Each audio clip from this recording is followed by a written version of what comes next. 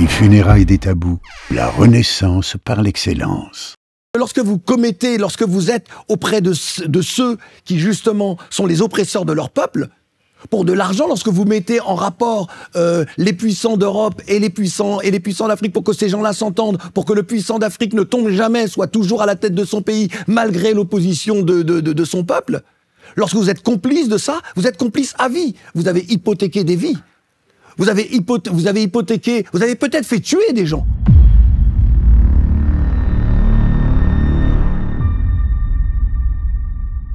Chers membres de la famille des funérailles des tabous, bonjour. Le 21 novembre dernier, nous avons vécu un moment exceptionnel à Station F. Une rencontre incroyable, 100 personnes réunies, une salle comble et un engouement énorme autour des thématiques de la formation, de l'entrepreneuriat et de l'afrotech. Cet événement a été un succès retentissant. Et vous avez été nombreux à nous demander à quand la prochaine étape. Eh bien, aujourd'hui, nous allons plus loin. Le 8 mars 2025, retenez bien cette date. Nous vous proposons une journée complète de séminaire, une expérience unique dédiée aux piliers de l'enrichissement, l'immobilier, la bourse, l'entrepreneuriat et tous les leviers qui vous permettront de vous développer économiquement, de transformer votre identité et d'accéder à un nouveau niveau de réussite. Lors de ce séminaire, vous ne serez pas simplement spectateur, vous aurez l'opportunité de faire du réseautage. Ce séminaire est conçu pour vous apporter des stratégies concrètes et des relations qui pourraient littéralement changer votre vie. Mais laissez-moi tout d'abord me présenter. Pour ceux qui ne me connaissent pas, je suis Philippe Fabignon, producteur de cette émission qui est Les Funérailles des Tabous, mais aussi producteur audiovisuel. Je suis également un serial entrepreneur depuis plus de 25 ans. Au fil de toutes ces années, j'ai créé plusieurs sociétés qui ont généré des dizaines de millions d'euros. L'entrepreneuriat est un domaine que je maîtrise clairement.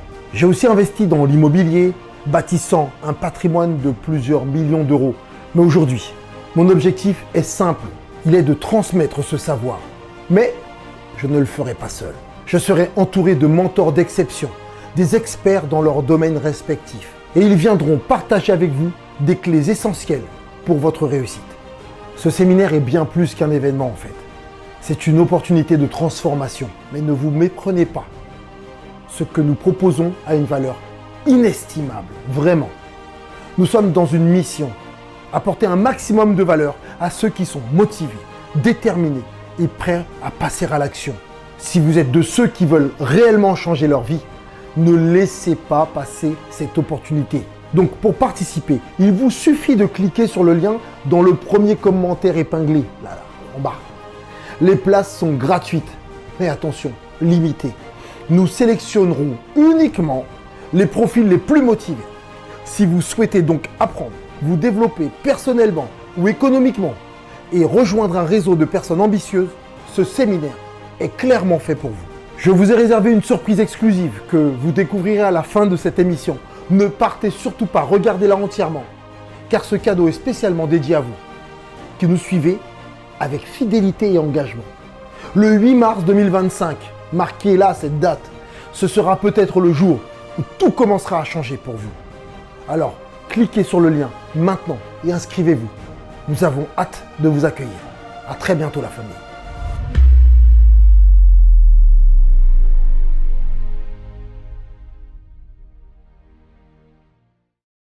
Je voulais donc parler avec toi, Claudie, par rapport à cet événement qui est les Jeux Olympiques 2024. Oui. Et effectivement, on a vu des athlètes africains et des artistes. Et des artistes. Est-ce que tu as un point de vue par rapport à ça? Est-ce que tu es fier justement de ces athlètes africains qui ont été médaillés? Est-ce que pour toi, il y a quelque chose qui nous envoie à 2025 et qui peut nous laisser espérer quelque chose de mieux, de meilleur? Il y a toujours le moment de l'émotion. Oui. Le moment où on est heureux de voir, même à la cérémonie d'ouverture, de voir de grands athlètes plébiscités pour leur succès, leur victoire, et depuis des décennies, qui sont retraités souvent. Je pense à Marie-Josée Pérec. Oui. On voit les médailles remportées par les unes et les autres durant les différentes compétitions. On est dans une émotion, dans une euphorie même, qui fait de nous des gens appartenant à cette foule sentimentale. Oui. Donc ça, c'est un bon moment, et on se dit, et si cet événement-là pouvait apaiser les tensions, pouvait rendre le monde meilleur, un monde plus juste avec une vraie collaboration, parce que pour moi, l'humanité est une et indivisible. Et puis le soufflet redescend, parce que ces moments-là sont des moments... Ce sont des moments très politiques. Ce sont des moments trop politiques.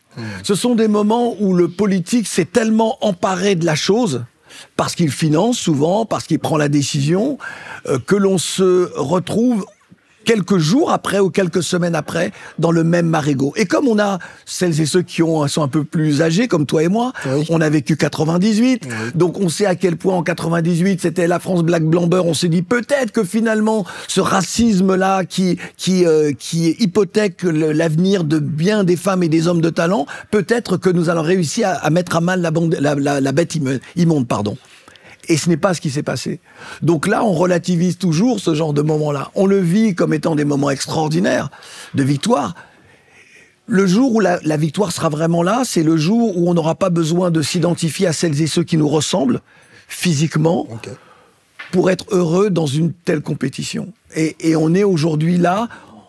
Souviens-toi, au moment où Obama, en 2009, le 20 janvier, lorsqu'il y a cette investiture, je parle même pas, il y a le moment de l'élection et le moment de l'investiture. Je pense que tous les Noirs du monde marchaient dans la rue en bombant le torse, en étant persuadés qu'ils étaient arrivés à la Maison-Blanche et que leur vie allait changer. Yes, we can. Yes, we can. Mais c'était à la fois, c'est une belle énergie pour certains. Ça veut dire que c'est possible. Et ils ont dit de ce président qui était un président, c'était un président noir. Et moi, ça m'a toujours choqué. Au moment où tout le monde, lorsque j'entends encore aujourd'hui des gens dire le premier président noir, je dis le racisme est encore dans les propos des uns et des autres de façon très inconsciente. Ce qui ne veut pas dire que les personnes qui disent ça sont des personnes racistes. Parce qu'Obama n'est pas noir, il est métis. Alors ça tombe bien que tu parles de politique, ça va me laisser introduire notre belle et jeune animatrice et chroniqueuse qui s'appelle Missiva. Mais que je connais, et dont je suis fan. Attention, elle le sait. Elle envoie du bois et Missiva, franchement c'est un honneur pour nous d'être avec toi. Tu t'es fait remarquer dans de nombreuses émissions avec nous, déjà 2 ou 3 il me semble, notamment celle où tu prônais que l'homme noir devait être obligatoirement. Les leaders noirs. Leaders noirs. Et les présidents africains ne peuvent pas épouser les femmes une blanches. femme noire, exactement. Et tu es aussi, il me semble, dans la science politique aussi. Exactement, je fais des études en sciences politiques. Tu fais des études en sciences politiques.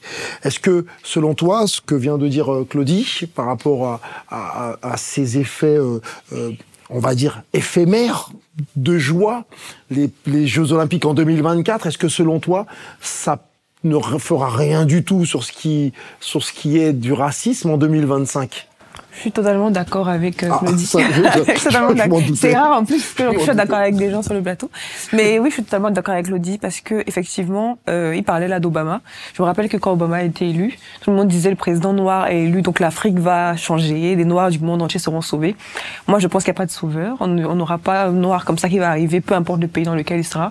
Parce qu'Obama est d'abord, avant d'être un Noir, si vous le considérez comme noir, parce que comme il a dit, il est métis, mais si vous le considérez comme noir avant d'être le noir qu'il est, il est d'abord le président des États-Unis, qui est là pour servir les intérêts américains, pas les intérêts des Noirs du monde.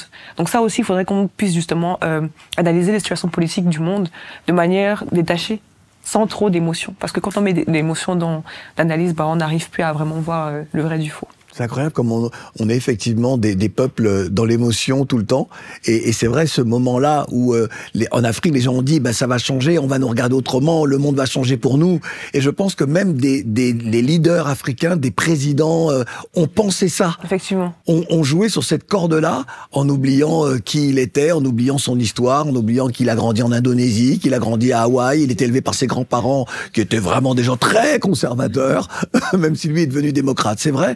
On a cette tendance-là et on a besoin d'évoluer. On a besoin de réfléchir autrement sur qui sommes-nous et quelles sont nos aspirations réelles et nos ambitions réelles. Alors, toujours dans cette émission spéciale, ça bouge, c'est vivant. On va accueillir une autre animatrice. Allez, venez.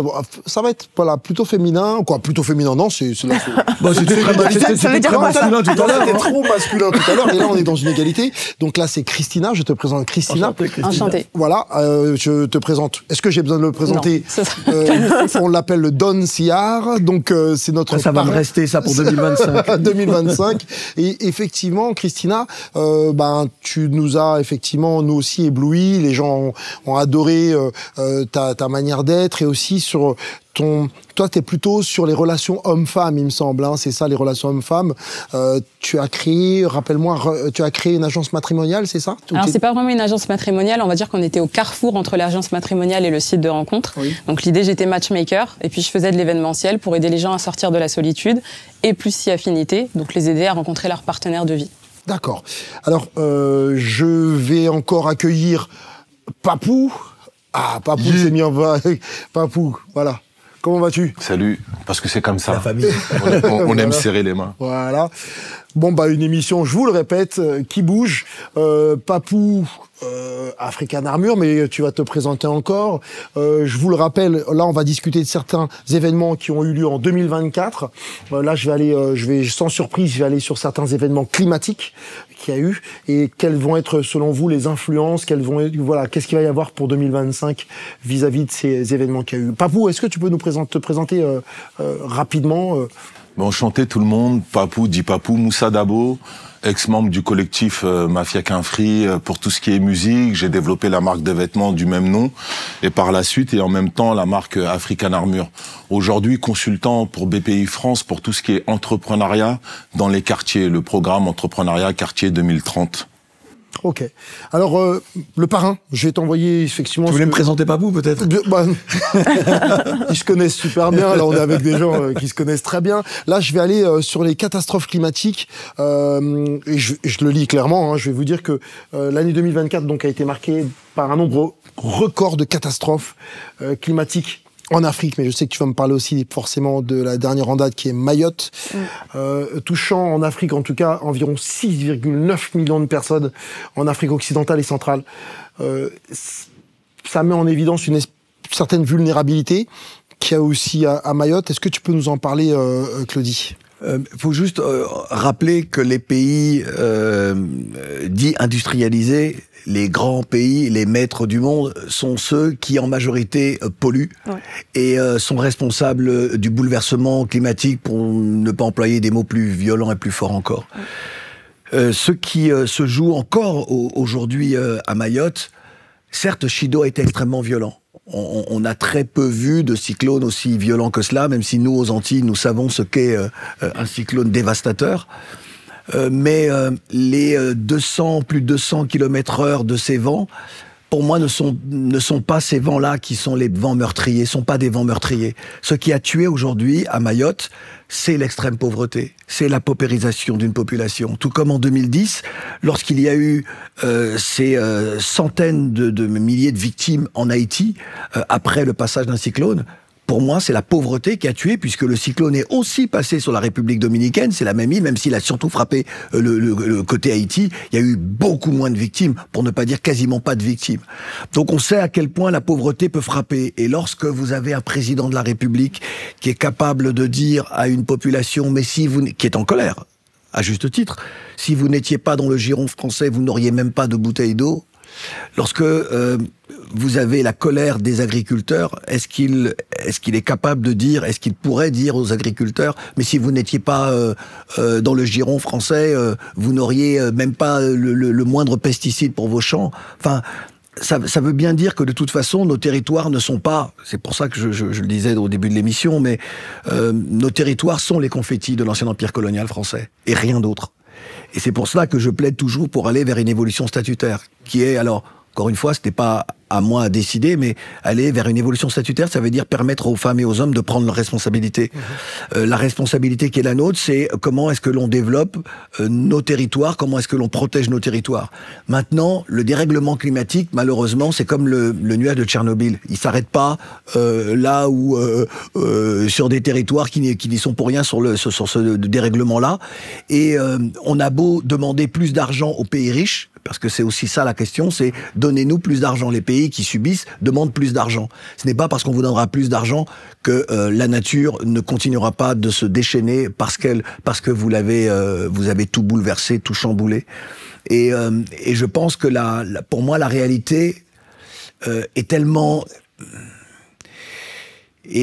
criminelle, je ne sais pas si c'est le bon mot, que il est impératif que les autres pays du monde disent qu'il faut mettre un terme au mode de développement de l'humanité, qu'il faut mettre un terme maintenant à notre façon de voir le monde. On est en train de détruire la nature pour quelque chose qui est virtuel. L'argent est encore un peu physique, mais il sera virtuel. Dans 10 ans, on n'utilisera même plus de billets ni de pièces. Enfin, en tout cas, dans une grande partie du monde. Aujourd'hui, même sur le continent, en Afrique, les gens, on s'envoie de l'argent ou on recharge nos trucs avec nos... Donc c'est du virtuel. Donc l'argent devient virtuel. Les gens aujourd'hui sont bimillionnaires. Non, mais c'est ça. C'est comment est-ce qu'on peut continuer dans ce modèle de développement-là?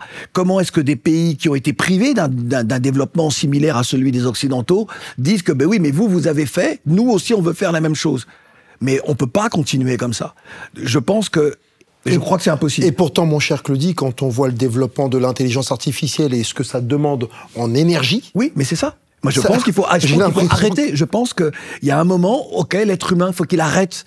Il est dans son, comment dire, persuadé, il le fait même penser parfois, qu'il peut faire ce que Dieu, si je parle de ceux qui croient en Dieu, ce que Dieu n'a pas réussi à faire. C'est-à-dire que maintenant, même des personnes du même sexe peuvent... Enfin, on peut tout faire. Il paraît qu'on pourrait même faire en sorte qu'un homme puisse avoir... dans son corps, puisse voir se développer un enfant. Enfanter, je sais pas si c'est le bon mot, parce que pour moi, c'est pas ça, enfanter, mais on pourrait utiliser son corps pour pouvoir... C'est-à-dire que l'être humain est capable de ça. Ce n'est pas parce qu'on est capable de choses, mais vraiment qui relèvent presque de la magie, il faut aller vers ça. Je pense que l'intelligence artificielle, je pense que tout ce que l'on utilise qui demande trop d'énergie, c'est-à-dire trop d'efforts à la planète, trop d'efforts à des familles. Lorsque je vois des enfants dans les mines en RDC en train de porter des sacs souvent aussi lourds que pour enrichir des industries, je ne comprends pas où on va. Lorsque je vois le monde occidental qui accepte de voir la maltraitance, que c'est de la maltraitance sur les enfants, et qui se dit ouais mais bon c'est comme ça que ces pays-là vivent, je ne comprends pas. Missiva, je vais justement te rebondir sur ça. Est-ce que il y a pas une... Après, certains pourraient nous... Bon, il y a de l'écologie dans ce que dit Claudie, mais certains pourraient pas nous taxer de naïfs que de croire que l'on va moins aller vers l'intelligence artificielle parce que c'est énergivore. Est-ce que l'Afrique doit se mettre dans cette course pour les prochaines années aussi ou mais pas? Je revendique d'être naïf et d'être utopique. Mais je le revendique vraiment. D'accord. Ok. Vraiment. Non, mais moi je pense que on a une vision du développement qui est biaisée en fait. On pense que c'est se développer comme à l'occidental. Alors que justement aujourd'hui l'Afrique, moi je pense que c'est un avantage, c'est qu'on n'a pas fini de construire, tout à construire en Afrique. Donc justement, on a vu ce que les autres ont fait, ce qui n'a pas marché. Donc on peut justement choisir d'aller vers d'autres modèles. On n'est pas développé parce qu'on a des gratte-ciel, parce qu'on a des chat GPT aujourd'hui. Non, c'est pas ça le développement. Qu'est-ce qui est bien pour la planète, pour la vie, pour après? C'est ça la question. Donc qu'est-ce que les Africains veulent? Est-ce qu'on veut faire comme les autres et après avoir les conséquences que les autres ont eues? Parce qu'aujourd'hui, comme il le disait, on paye les conséquences des autres. Parce qu'en réalité, les Africains ne polluent pas tant que ça. Quand on regarde les pourcentages, on n'est pas les personnes qui polluent le plus, mais pourtant les ceux qui subissent le plus. Parce qu'on n'a pas, malheureusement, parce qu'actuellement je suis en stage dans un environnement politique dans lequel justement j'ai appris que en France tout est calculé, c'est-à-dire qu'on n'aura pas demain une catastrophe naturelle à laquelle la France n'a pas encore pensé, ce qu'on appelle la résilience. En Afrique, je pense pas que au Cameroun, on s'assied, on se dise bon, dans 5 ans, qu'est-ce qui pourrait arriver à tel endroit. D'ailleurs, parlant de catastrophes naturelles, au Cameroun, il y a eu récemment l'éboulement de terrain qui a tué des centaines de personnes. C'est déjà arrivé l'année d'avant. Donc ça veut dire qu'en fait, on n'apprend pas de nos erreurs. On fait comme si on était en train de découvrir des choses qui pourraient arriver. Parce que justement, on n'a pas d'ambition aussi sur le long terme. Tout à l'heure, on parlait de politique. Quand un politicien arrive à la tête d'un État et qui ne se dit pas justement, je vais régler des problèmes qui pourraient, parce que nous, on est toujours en train de réagir au lieu de prévenir. Et c'est ça justement le problème pour moi. Toi qui bosses beaucoup avec la BPI. Qu'est-ce que je pense de... Est-ce que tu te sens coupable? Concrètement, je pourrais dire que je suis coupable. La violence de l'attaque. Non, mais c'est très bien. Je pourrais dire que je suis coupable. J'ai une marque de vêtements, je produis, donc je pollue. Faut savoir, il a très bien dit, où on est, qui on est et à quel moment. Je produis de la couleur. Donc je crée de la pollution, forcément, je pratique. On peut dire qu'on est écologique sur nos produits, mais est-ce que la chaîne est réellement écologique? Non, tu vois, on le sait. Donc d'une certaine façon, oui, je participe à la pollution. ChatGPT, je l'utilise, donc je participe à la pollution. On est d'accord. Maintenant, c'est comment je me positionne et qu'est-ce que je vais faire. J'ai bien aimé ce que ma collègue dit à côté de moi, parce que c'est là où ça fait mal. Mais pour que en Afrique, ils puissent s'occuper de l'éboulement, ben faut les éduquer. Faut travailler l'école. On n'a pas d'école. On n'a jamais eu d'école. Doucement. Oui, avec mes... Je ne sais pas où il n'y a pas d'école, mais... Moi, quand je dis éducation, quand je dis parler, c'est l'éducation occidentale. Quand je dis qu'on n'a pas d'école, on n'est pas centré sur nous, en Afrique. On n'est pas assez centré sur nous et travailler pour nos populations et travailler nos projets d'avenir. On se base sur ce qui doit être fait et on suit le modèle. Quand on va chercher beaucoup d'argent, après, elle a répondu à côté, on va chercher beaucoup d'argent. Qu'est-ce qu'on en fait de cet argent? Cet argent-là ne va pas régler les problèmes.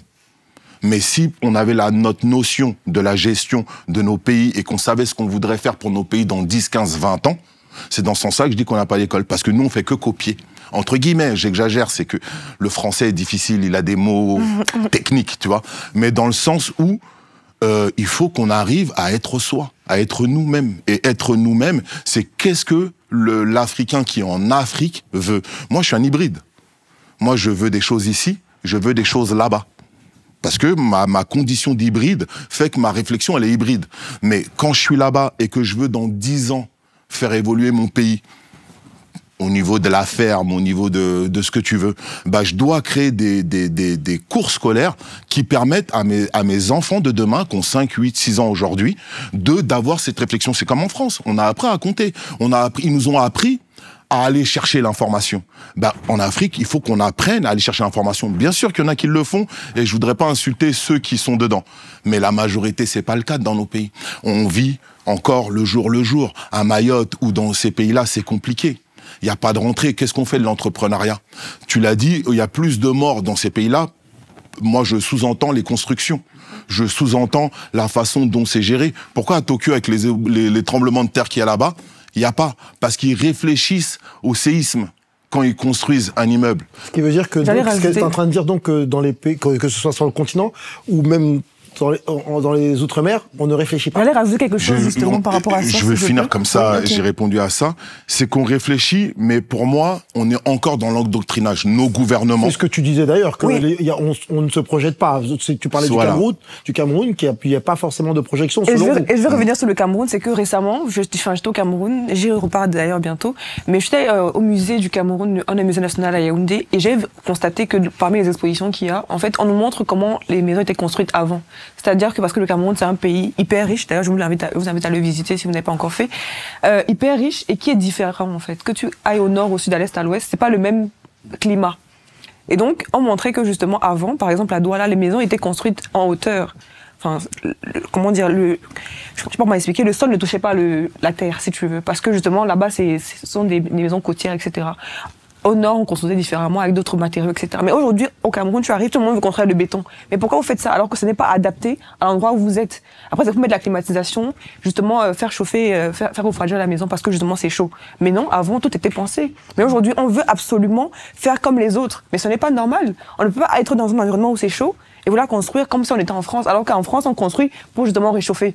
Ce n'est pas logique. C'est pas logique. Il y a une similitude. Toi, tu es guadeloupéenne, tu es de la Guadeloupe. On peut faire un parallèle parce que il me semble qu'en Guadeloupe, on a appelé ça les tours de la Gabarre, qui étaient des tours comme on faisait à Aubervilliers, de 18 étages, et qui étaient pensés, si tu veux, mais qui n'étaient pas adaptés à l'environnement climatique, à l'environnement des Antilles. Est-ce que toi, tu constates la même chose? Est-ce que tu fais des parallèles entre ce que dit Missiva sur l'Afrique et les Antilles? Sur le Cameroun. Malheureusement, moi, parce que l'Afrique, c'est grand, c'est 52, 54, 55 pays. Non, mais parce que pour lui, le Cameroun, c'est le continent. C'est l'Afrique en même temps. Les Camerounais disent tout ça. C'est le continent. C'est le continent, quoi. Il faut le dire avec l'accent. C'est le continent. Non, alors effectivement, je suis guadeloupéenne, mais je suis la seule de ma famille à être née en métropole. Oui. Et malheureusement, je n'ai pas eu la chance d'aller vraiment aux Antilles, de vivre pleinement en Guadeloupe. Donc je n'ai pas en fait la capacité de répondre à cette question, mais je peux répondre en tout cas dans la globalité. On a tendance à dire que pour qu'un peuple sache où il va, il faut savoir d'où il vient. Moi, je pense qu'un peuple a besoin d'une vision. Et on a l'impression, en fait, que ce soit les Antilles, l'Afrique ou peu importe, il n'y a pas du tout de visionnaire. L'Afrique est grande. Oui, mais en fonction du pays. Oui, mais l'Afrique est grande. Oui. Chaque pays. Tous les pays. Mais la généralité n'est pas si fausse que ça, même s'il y a des exceptions. En fait, chaque pays est censé justement avoir sa vision pour son peuple. C'est vraiment un projet civilisationnel qui sera en adéquation avec la culture, avec les codes, avec le climat justement du pays et avec aussi les paramètres qui peuvent être religieux ou autres. Mais j'ai l'impression que cette vision, elle est manquante à chaque fois. Donc effectivement, on est là, on stagne et comme tu disais, on réagit en fonction des événements qui sont là. Alors qu'on se devrait plutôt de prendre de l'avance et prendre de la hauteur pour se projeter et construire quelque chose de durable. Donc après, voilà, j'ai pas de réponse pour les Antilles, mais je pense que c'est nécessaire de façon générale. Je voulais juste te poser une question, Claudie, c'est parce que là, c'est une petite synthèse, mais je vais prendre la voix des détracteurs.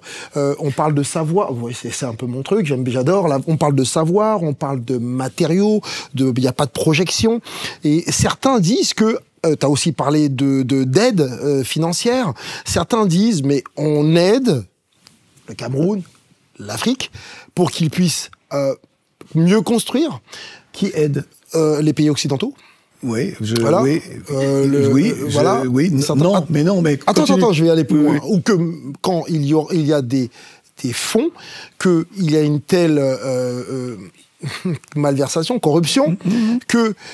Alors là, c'est très pratique. Là, je l'ai entendu sur le terrain. Que quand on construit une maison, on va prendre un sac de ciment, on va tellement le diluer qu'au final, à un moment donné, ça devient comme une maison un château de cartes, qui, même un coup de pied pourrait faire tomber la maison. Donc, ils disent que c'est la faute des locaux, des autochtones, qui veulent... les Haïtiens ont été... En Haïti, ce qui s'est passé à Haïti, beaucoup ont dit... c'est parce que les constructions n'étaient pas solides.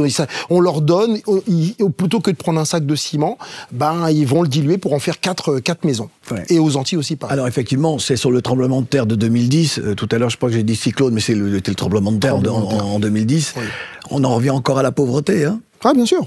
Lorsque tu veux construire ta maison et lorsque tu as peu de moyens, parfois mais c'est comme tout, hein, lorsque tu veux acheter une voiture, tu voudrais bien acheter la voiture toute optionnée, mais tu vas prendre celle qui a le moins d'options, et peut-être que l'option que tu n'as pas pu choisir, elle va, voilà, encore une fois. Et puis c'est vrai qu'il y a des malversations aussi, ça c'est dû à la corruption. Tu dois construire une route, mais là ce sont des sociétés qui font ça. L'épaisseur du goudron est peut-être de 30 cm, finalement le mec va mettre que 10 cm et 2 ans après, la route, elle est déjà, il y a des trous, il y a des nids de poules partout.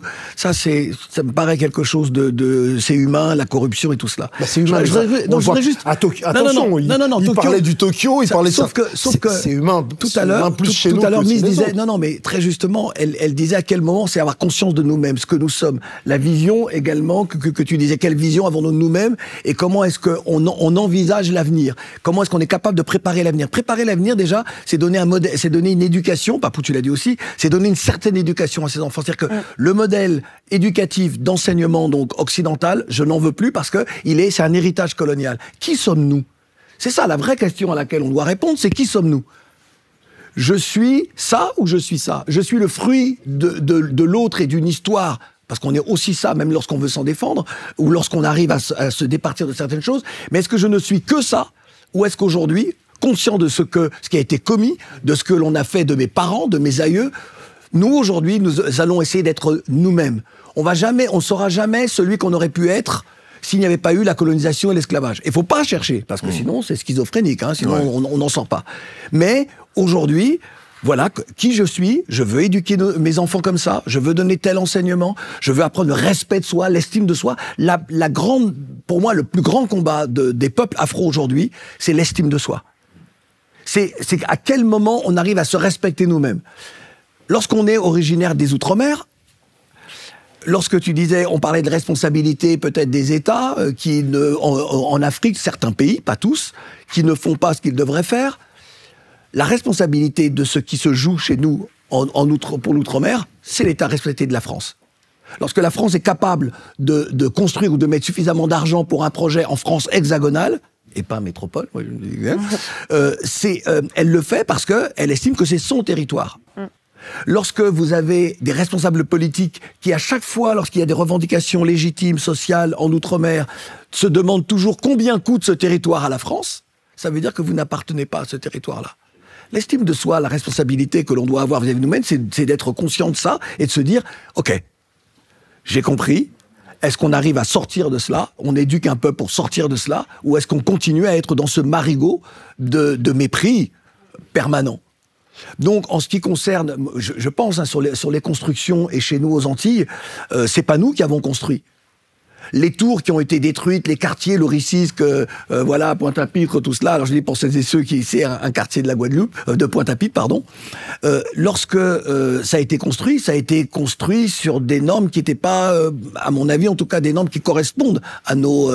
Même les constructions coloniales étaient bien plus adaptées à cela. Pour avoir fait un documentaire, il me semble que c'est en 1928, en 1928 ou 29, un gros cyclone. Il y a tous les éléments se déchaînent aux Antilles, et on fait venir un monsieur qui s'appelle Ali Tur, qui va amener du béton et qui va faire toutes les institutions, les préfectures, Basse-Terre et d'autres, et qui va les construire. Et certains ont dit, regardez, elles n'ont pas bougé. Elles n'ont pas bougé. Mais vous les Antilles, avec vos tôles, regardez ce qui s'est passé pour Hugo. Et il y a une espèce de... Et pour moi, c'est complètement injuste, effectivement. Il y a un favoritisme sur le béton. Et on est arrivé à des absurdités où ça a été bétonné dans tous les sens, climatisation, on refait la même chose. Et aujourd'hui, il y a une prise de conscience que je pense que les gens ont et doivent avoir. On voit revenir le bois, des éléments qui sont plus adaptés, naturels, et moins de climatisation, une orientation de l'habitat en fonction des vents. On peut jouer sur les deux, on peut jouer sur le béton et sur le bois, un peu. Voilà. Donc après là, je ne veux pas rentrer trop dans la technique. Et puis le bois, je pense que la déforestation est aussi un problème de l'humanité. On voit bien en Haïti, on voit en Haïti, la déforestation a été catastrophique. Elle explique les glissements de terrain, elle explique la modification du climat, même sur le territoire. Donc c'est très complexe. Alors certains disent que nous sommes peut-être, les êtres humains, nous sommes trop nombreux, nous sommes un peu plus de 8 milliards. Moi je ne pense pas.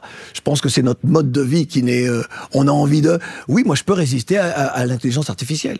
Moi, j'utilise pas ChatGPT. Justement, toi qui utilisais l'intelligence artificielle, je voulais t'en dire. Alors, qu'est-ce que j'en avais un sur l'intelligence artificielle qui était pas mal. Sur l'éthique, justement, de l'intelligence artificielle, ces discussions ont émergé concernant les biais intégrés dans les algorithmes d'IA qui peuvent perpétuer la discrimination systémique affectant de manière disproportionnée les communautés afrodescendantes, même dans l'IA pour 2024.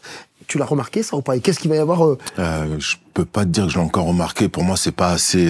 on n'est pas encore rentré assez dedans, mais je pourrais suivre ce sujet. Il n'y a pas de souci. Avant d'arriver sur l'IA, tout à l'heure... Tu veux finir oui, sur le sujet? Dans le débat précédent, même, vous avez dit... Je pense que c'est Claudie qui parlait de créer un mouvement de jeunes... Même pas de jeunes, un mouvement communautaire, finalement, assumé. Je crois que je l'avais évoqué aussi avec toi. Effectivement. Mais on va pas le dire à la télévision. Oui. Un mouvement communautaire assumé en France. Et je voulais dire, justement, c'est Alain Foucault qui le dit souvent, c'est que le rejet n'est pas un projet. On a dit tout à l'heure qu'il y a un manque de vision. Il a dit qu'il y a un manque d'éducation. Moi, j'ai dit qu'il y a un manque de projection. Ouais. Quand on a décidé que tout ça existe, effectivement, qu'est-ce qu'on fait? Parce que moi, j'aimerais pas vivre dans une génération où je me dis encore que oui, ce sont eux qui ont fait ça. Non, j'aimerais que ma génération, justement, apporte quelque chose de plus. Et alors? T'as une réponse? Tout ce que je fais au quotidien, j'espère quand même contribuer à sa petite part à faire avancer les choses.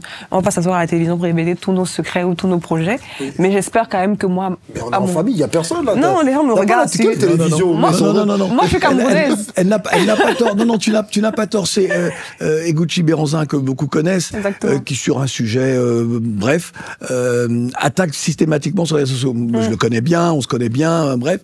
Et il m'attaque, il m'interpelle sur les réseaux sociaux. Je lui dis, mais tu déballes tout le linge, hein. Tout le linge, tu déballes sur les réseaux sociaux. Hein. T'as raison, vas-y, continue. Voilà. Et c'est un problème. Et moi, je suis d'accord avec elle. Là, on parle, c'est très bien, on échange, on a des projets, mais on ne met pas tout sur la place publique. En 2025, est-ce que la communauté, ou s'il y a des projets pour se fédérer, est-ce qu'on devrait se taire? Est-ce qu'on devrait ne rien dire sur ce plateau? Alors, pas forcément sur le plateau, parce que ce serait pas encore structuré, je pense pas que ce serait une bonne pub. Donc, je pense qu'il faudrait d'abord en parler de façon intime. Et clairement, la première chose, c'est l'éducation. Réussir à vraiment apprendre de nos erreurs et prendre des forces des différents peuples, plutôt que de toujours se mettre les uns contre les autres. On a tous des choses positives à apporter, et on a tous aussi des failles, ou des axes d'amélioration. Donc, aujourd'hui, si on veut que la génération soit meilleure, la future génération soit meilleure que celle d'aujourd'hui, c'est vraiment nous écouter et se dire, OK, qu'est-ce qui n'a pas fonctionné hier, et transmettre transmettre quelque chose qui sera beaucoup plus bénéfique pour le futur. Mais ça, il va vraiment falloir que chacun réussisse à un petit peu taire son ego, être conscient qu'on a chacun des choses à changer et se dire ok, on est ensemble sur l'éducation et on est ensemble, on accepte de vivre ensemble avec nos différences. Parce que ça, j'ai l'impression que c'est toujours pas acté. On n'est pas encore capable de faire preuve d'unité et on n'est pas encore capable de se dire que le pouvoir, c'est un pouvoir collectif. Être constamment dans un pouvoir individuel, ça n'a pas d'intérêt et c'est justement ce qui nous pousse toujours à nous détruire. Alors Philippe, parmi les actualités de 2024, on a aussi les élections présidentielles dans certains pays africains, comme le Sénégal. On a vu arriver... Oui, très bien, vas-y. Écoute, j'ai fait mes cours. C'est très bien, merci. Donc Bassirou Diomaye Faye qui arrive au pouvoir au Sénégal, on a aussi eu des putschs militaires, en 2023 plutôt, au Gabon par exemple. Donc on a aussi vu des changements comme ça qui sont opérés et qui ont donné peut-être de l'espoir à certains. Quand on voit Diomaye Faye arriver au pouvoir, je me rappelle qu'un jour, Macron est venu le président Macron est venu au Cameroun en visite et il a dit, lors d'un discours, qu'il n'y aura pas de Macron en Afrique. Enfin, il est conscient qu'avoir un Macron au Cameroun, c'est impossible. J'ai envie de lui dire qu'on a des Diomaye Faye, on n'a pas besoin d'avoir des Emmanuel Macron. Parce que justement, la jeunesse africaine aujourd'hui, qu'on le veuille ou pas, elle a des dynamiques, elle a une façon de voir la vie qui est différente. Elle sait que c'est possible. Parce que justement, avant, peut-être que nos parents ne savaient pas que c'était possible, donc ils ne le faisaient pas. Mais nous, on est convaincus que c'est possible, donc on essaye, on ose. Diomaye Faye au Sénégal, c'est le résultat justement d'une jeunesse africaine qui a porté son leader. Donc, encore une fois, je pense que cette génération-là a apporté beaucoup de choses. Elle doit justement constituer des projets, une vision, et justement participer au développement de son continent. Pour 2025, là, par rapport à ça, c'est ce mouvement, on a vu l'AES aussi. mais qu'est-ce que vous... Ça, c'est ma fierté. Mais en 2025, ça, c'est ta fierté. En 2025, déjà en octobre, moi je parle de ce qui me concerne, au Cameroun, il y a les élections. Donc j'espère déjà que les jeunes iront s'inscrire sur les listes électorales. Le Cameroun est vraiment le centre du monde. Hein. Mais le Cameroun, c'est ce qui me concerne. C'est son centre, c'est mon centre à moi. Un peu du Sénégal, elle est revenue tout de suite sur le Cameroun. C'est très important en plus. Et Papou a réagi, a dit lorsque tu as évoqué l'AES, c'est ma fierté. C'est ma fierté. Non, mais c'est très. Mais ce qu'elle a dit, c'est intéressant parce que ce qui va se passer au Cameroun, là, avec la jeunesse qu'elle se situe, ils se sont forcément inspiré, basé sur ce qui s'est passé au Sénégal. Oui, mais on ne sait pas ce qui va se passer au Cameroun. Parce que le Cameroun, si on t'explique ce qu'est le Cameroun et que tu as compris, c'est que tu l'as pas expliqué. Bon, peut-être qu'on m'a mal expliqué alors. C'est possible. On connaît nos classiques. Non, c'est très intéressant parce que faut jamais oublier que Diomaye Faye, avant qu'il ne soit au palais présidentiel, avant que le peuple n'ait décidé que ce sera lui le président qui succédera à Macky Sall, il était en prison. Ça témoigne d'une chose aussi, d'une histoire du Sénégal, d'une maturité politique de ce pays-là. Même si on peut reprocher plein de choses à Macky Sall parce qu'il a fait tuer des jeunes, parce qu'il a donné des ordres, donc des jeunes sénégalais sont morts dans la rue pour cela. Et je vais pas donner un chiffre parce que je pense que je serai en dessous, mais on parle d'une 50aine de morts. On ne doit pas mourir pour de ses idées politiques, parce qu'on manifeste, parce qu'on soutient un candidat plutôt qu'un autre. On ne doit pas mourir de cela. Voilà un homme qui était en prison. Il devient président. Celui qui aurait dû être se présenter au suffrage universel, Ousmane Sonko, devient Premier ministre. Il y a quand même une leçon qui est donnée à d'autres pays. Alors, mais avant d'arriver sur ça et sur l'AES, juste dire, il y a quand même un pays où il y a une politisation, il y a une jeunesse très politisée. Mais parce qu'il y a eu un Senghor à la tête de ce pays-là. On a beau reprocher tout ce qu'on veut, disant oui, mais Senghor était très proche des Français, très proche des Blancs. C'était un homme qui avait une vision. Alors, il faisait partie avec Gontran Damas, avec Césaire, de la négritude, de ce mouvement-là, qui était un mouvement important. Mais c'est un homme qui a compris l'éducation qu'il fallait donner à son peuple. Lorsque vous regardez, si vous avez l'occasion d'aller voir sur l'INA, des interviews de jeunes Sénégalais des années 60-70, la manière dont ils s'expriment, le niveau de réflexion, mais vous allez... Pour moi, ça, c'est assez général. Cette époque-là... En Afrique... Mais oui, mais j'allais venir. Justement, j'allais venir. Mais là, parce qu'on parlait du Sénégal. Et donc, ceci explique cela. Il y a eu après Abou Diouf, qui sont quand même des hommes qui étaient des lettrés, des hommes avec une intelligence aussi, mais avec une capacité de comprendre le monde et de gérer, faire de la politique. C'était plutôt intéressant. Donc, on est cette population sénégalaise est le fruit d'une histoire. Tout comme en République centrafricaine, la population aujourd'hui est le fruit d'une histoire, avec des dirigeants. Il y a eu Boganda au début, mais lorsque vous avez eu les Dako, lorsque vous avez eu les Bokassa, lorsque vous avez eu les Patassé, mais c'est quoi ça? Voilà, ce sont des. Lorsque vous avez de tels dirigeants, vous pouvez comprendre aussi la situation de la population aujourd'hui. Là, en ce qui concerne l'AES, parce que certains pourraient opposer ça en disant, mais regardez le Sénégal, ce que le Sénégal a fait. Alors comparaison n'est pas raison. Et aujourd'hui, lorsqu'on a des militaires à la tête d'un pays, que ce soit le Gabon, le Mali, le Burkina, le Niger, on peut justifier. Moi, je sais que en 2023, lorsque les militaires ont interrompu la mascarade électorale au Gabon, je suis contre les coups d'État militaires. Mais j'ai dit là, ça a évité un bain de sang. Effectivement. Parce qu'il y avait déjà eu un bain de sang en 2016. En 2016, exactement. Donc là, ça a évité un bain de sang. Mais par principe, on doit être contre les coups d'État militaires, que ce soit en Guinée, que ce soit partout. Et là, pourquoi? Parce que les militaires ont la possibilité, les civils leur donnent la possibilité d'avoir des armes, d'utiliser la violence s'il le faut. Ils ont ce permis-là. Les civils, non, ils n'ont pas d'armes. Lorsque les militaires passent outre, pour des raisons précises, très claires, politiques, un pays qui est dans un marasme tel que, lorsqu'ils utilisent les armes pour prendre le pouvoir, qui peut les sortir du pouvoir? Il y a des coups d'État par d'autres militaires, mais les civils. Les civils poussent. Non, les civils ne peuvent pas, eux. Oui, prendre des armes pour aller. Ils n'ont pas d'armes. Ils ne peuvent pas prendre des armes.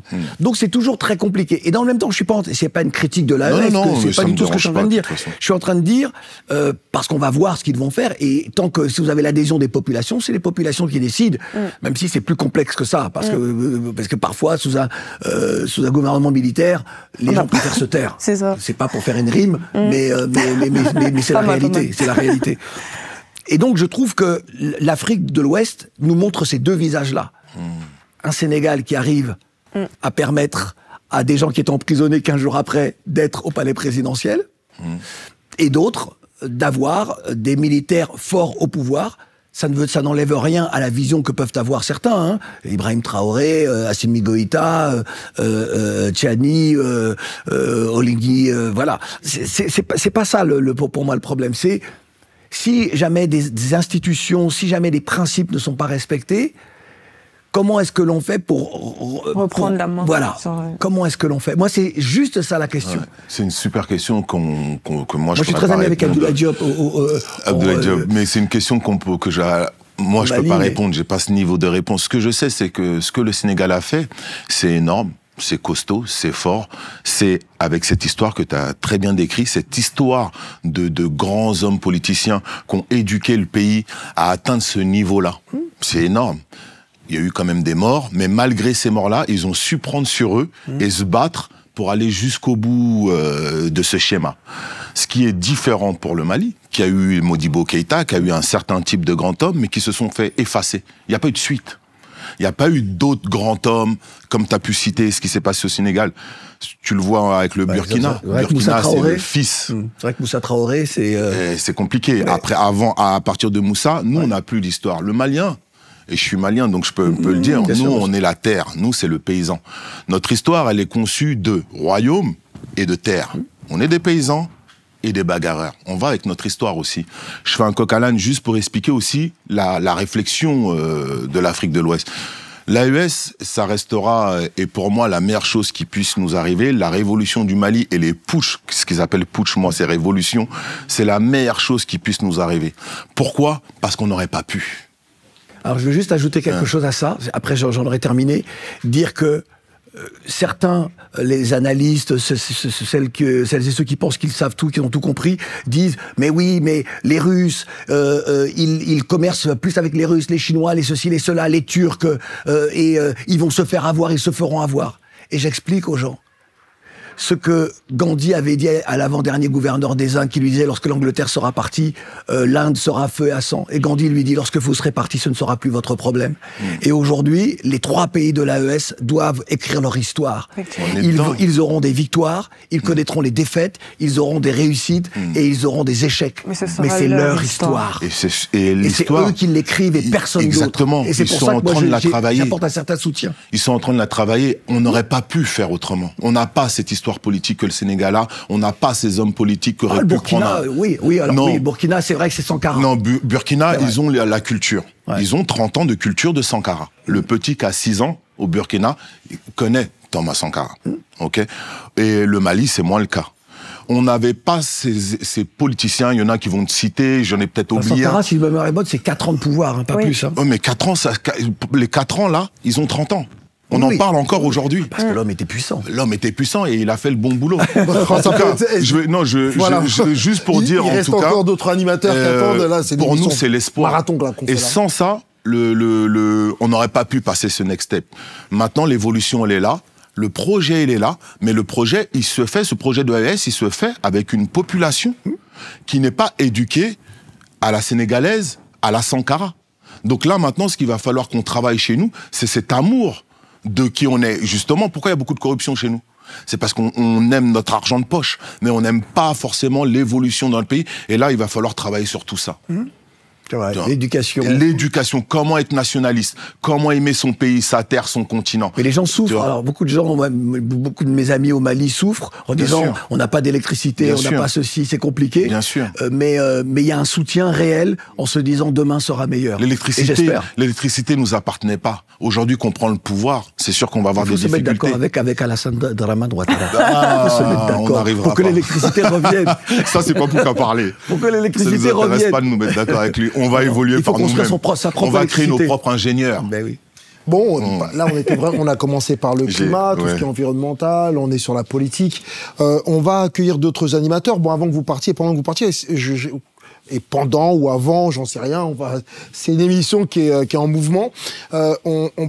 J'aimerais parler aussi d'une politique à grandir un peu, puisqu'en 2024, il y a eu quand même l'élection, le monde a subi ça, l'élection de Trump.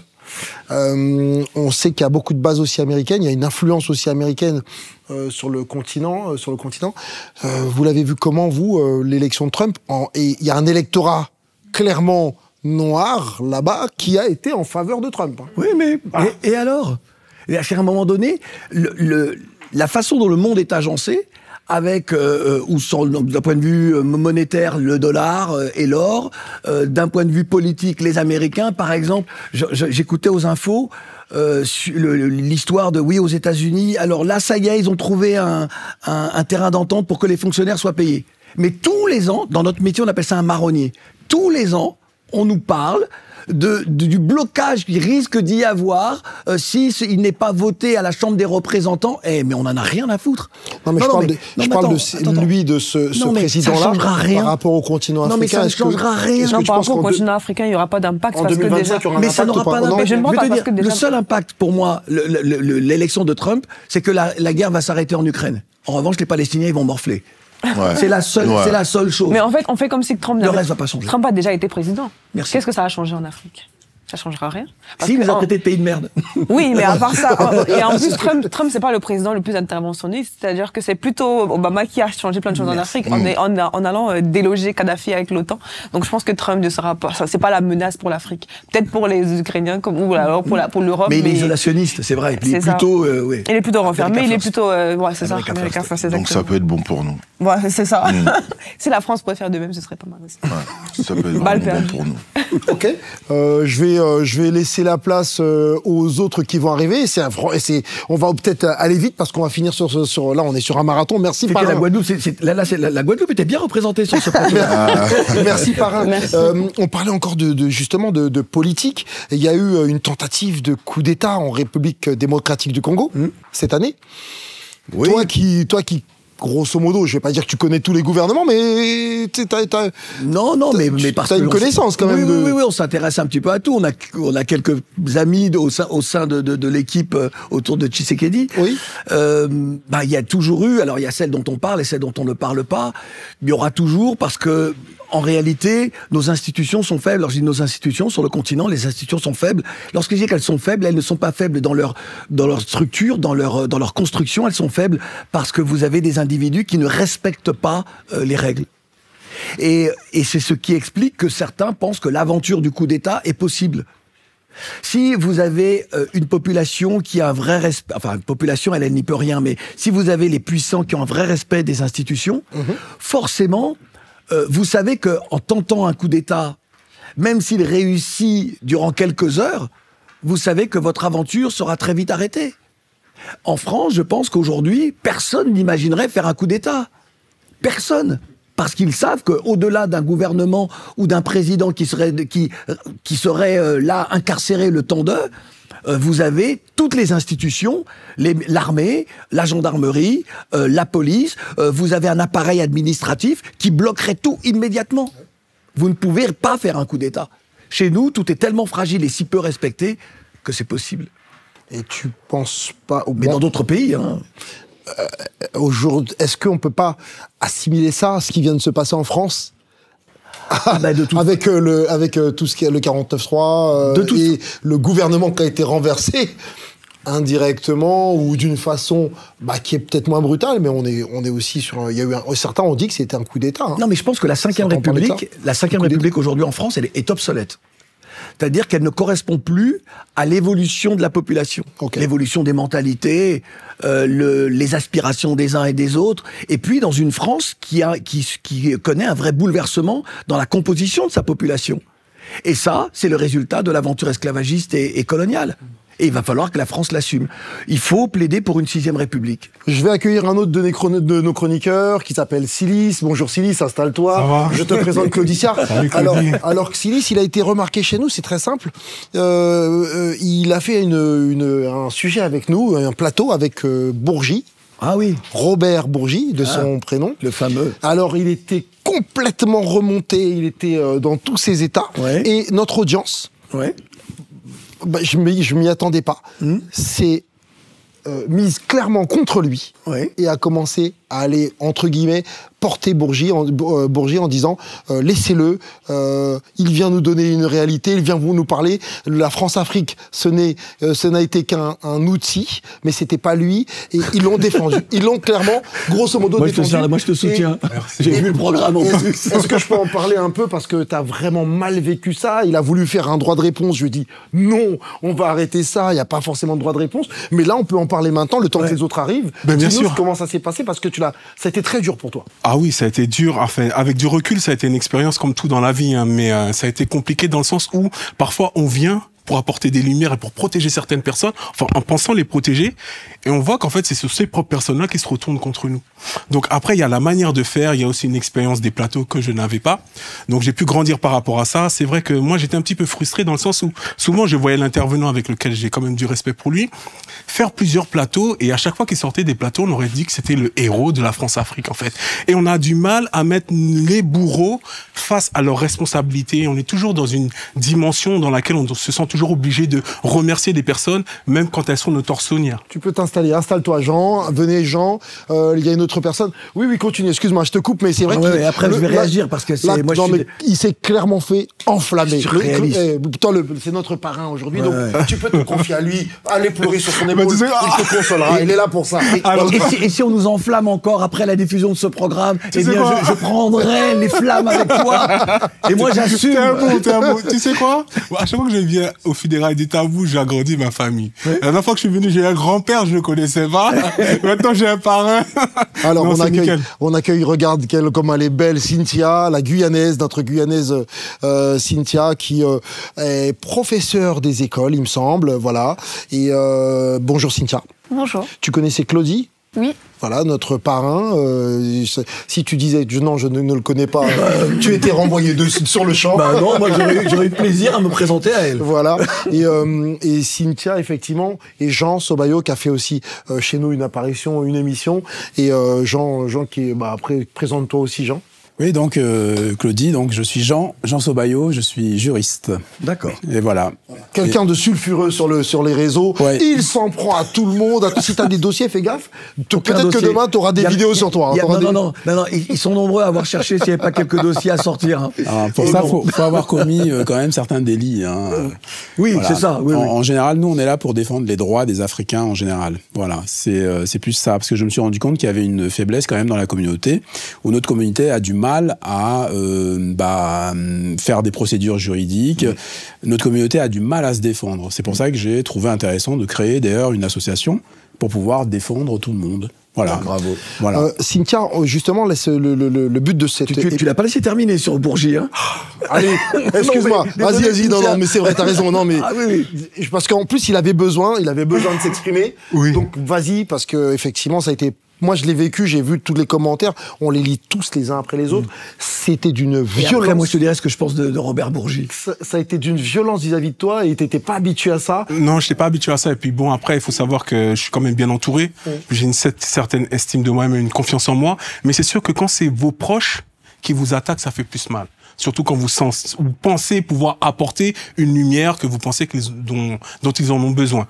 Pour rester sur Monsieur Bourgie, moi je suis quand même content parce qu'il m'a appris quelque chose aussi dans la manière de transmettre certains messages, de parfois se faire passer pour ce qu'on n'est pas, pour que notre message soit audible.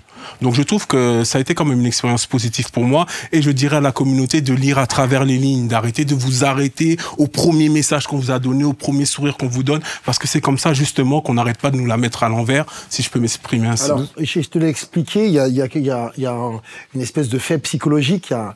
Karpman, là. Karpman, le triangle de Karpman. Peu importe comment ça se passe généralement, quand t'as une victime, t'as un agresseur et t'as le sauveur.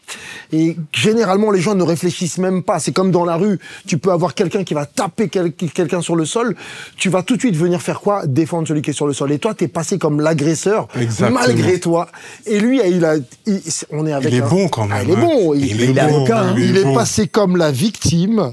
Tranquille. Et qui sont venus en tant que sauveurs, qui sont arrivés en tant que sauveurs, malgré moi, c'est notre audience.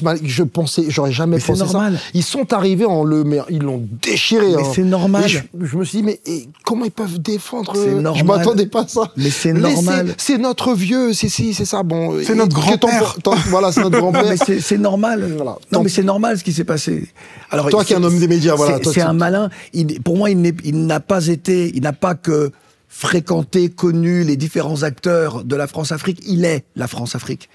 Il est un des instruments de cette France-Afrique.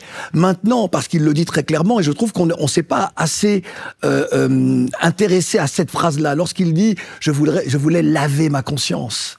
Laver ma conscience. Et ce n'est pas parce que quelqu'un vient laver sa conscience qu'il n'est pas, et là je m'adresse aux juristes, qu'il n'est pas coupable de ce qu'il a commis ou des complicités qui furent les siennes durant des décennies. Et tout ça, pourquoi? Pour l'argent et les honneurs. Faut quand même jamais oublier, on est dans la luxure politique là. Hein. L'argent et les honneurs. Fréquenter les puissants. Obséquieux avec les puissants, méprisant avec les petits. Parce que lorsque vous êtes auprès de ceux qui justement sont les oppresseurs de leur peuple, pour de l'argent, lorsque vous mettez en rapport les puissants d'Europe et les puissants d'Afrique pour que ces gens-là s'entendent, pour que le puissant d'Afrique ne tombe jamais, soit toujours à la tête de son pays, malgré l'opposition de son peuple, lorsque vous êtes complice de ça, vous êtes complice à vie. Vous avez hypothéqué des vies. Vous avez peut-être fait tuer des gens. C'est-à-dire que, et lorsque cet homme, moi d'accord, hein, je le vois venir parler, je l'entends parler ici et là, il est devenu un mec extraordinaire. N'oublions pas les costumes avec Fillon, c'était lui aussi, hein, lors de la campagne présidentielle française. C'est-à-dire qu'il est toujours dans un coup tordu. Je veux dire, c'est quand même ça l'histoire. Et vous venez, vous le défendez. Qu'on écoute ce qu'il a à nous confesser en se disant, ok, très bien. Mais t'es pas un héros, mec, et tu seras jamais un héros. Et là, aujourd'hui, il y a des gens qui le prennent comme Robert Bourgie est devenu un héros. Ce qu'il vient nous raconter, il vient nous confesser tout ce qu'il a commis, toutes ses complicités, et nous, on voit en lui un héros. Donc merci de lui avoir posé les bonnes questions, et désolé pour vous qui avez défendu cet homme-là. Ce n'est pas parce que, après avoir été condamné, quelqu'un vient et dit « je suis désolé, j'ai violé des femmes, j'ai tué des gens », et qu'on va dire « ah non, mais arrêtez de l'attaquer, c'est un mec bien ». Je suis désolé, j'ai pas dit qu'il avait commis ça, mais ce qu'il a fait, dans le rôle qu'il a joué dans la France-Afrique, est un rôle détestable, et ce n'est pas un héros. Pour moi, il ne sera jamais un héros. Voilà. Merci. Le parrain t'a validé. Ah oui, franchement. Bon, bravo. Voilà. Je vais après redonner la parole à Cynthia. Il vient de te nommer en tant que juriste. Ouais. Tu es d'accord avec lui ou pas sur ce fait que quand on a commis des faits graves, répréhensibles, même si je dis je suis désolé, je viens me laver de mes péchés, parce que là on est presque de l'ordre spirituel, j'ai envie de dire. Totalement. Est-ce qu'on n'a pas le droit parfois au pardon ? Alors déjà, premièrement, si je dois donner mon avis sur cet homme, déjà, je ne le crois pas. Déjà, à titre personnel. Ça n'engage que moi. Moi, j'y crois pas une seconde. Je veux dire, on peut pas venir comme ça, dire que je suis désolé après avoir fait autant de méfaits, donc j'y crois pas une seconde. Et alors, si on me demande mon avis de juriste, ce serait trop facile. C'est bien pour ça qu'il y a des peines. Quand on commet des délits, des crimes, etc. Et moi, j'appelle ça, de manière générale, on en parle très longuement, mais c'est de la manipulation mentale. Il y a un travail qui est fait depuis des décennies sur le psychisme des gens, donc des Noirs en général, des Africains en particulier. Et donc là, il faut vraiment qu'on comprenne ça. Et tout ça fait partie, encore une fois, de cette organisation qui date de vraiment plusieurs centaines d'années. C'est toujours la même chose qui revient. Et c'est pour ça qu'il faut qu'on soit très très attentif. C'est pour ça que moi j'étais très content d'ailleurs de faire partie de ton équipe, des funérailles des tabous, parce que c'est un moyen très efficace de changer toute la narration. Et justement, quand on parle d'éveiller les consciences, c'est ce que nous sommes en train de faire. Et c'est très très important. Merci d'avoir rappelé, nous sommes des sentimentaux et on se laisse facilement avoir. Oui. Merci à toi, Jean. Cynthia, on va essayer de changer, puisque là, on est sur une émission où on parle d'événements 2024 qui auront une influence pour 2025. Est-ce que tu peux nous envoyer sur un événement qui, toi, t'a marqué ?